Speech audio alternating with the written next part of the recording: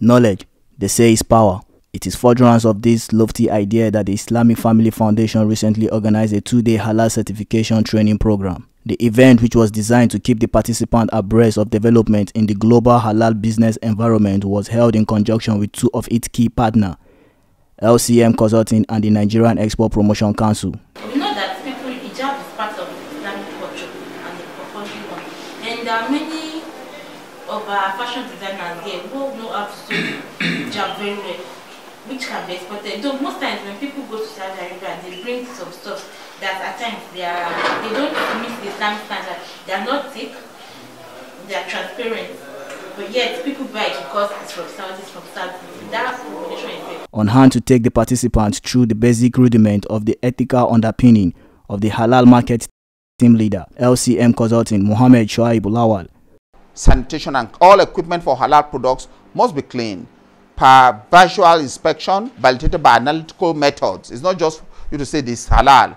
It has to be analyzed. For example, like as the Zobo now, we say because I produce I'm a Muslim, it's halal. No, it has to be analyzed and to show that it is halal. Member of the course also had a series of breakout sections that further exposed them to the potential of emerging global halal market. For anything we can think of that is a form of business, from selling that bottled water to the production of this tissue paper, to the production of this power bank, anything we see as product, to even the fact that we are being lectured today on what halal business is. It's either a product or a service. Also on hand to further enrich the experience of the participant is a representative of the Nigerian Export Promotion Council, Malam Aminu Bakin Kasua, who provided useful insight into the great opportunity available in the export component of the halal business industry. But the main reason why we are here is the other side of the story. What is the other side of the story? The other side of the story is, how do you do to counter this thing? For Muslims to get into this kind of business, you know, to get our own share of this business.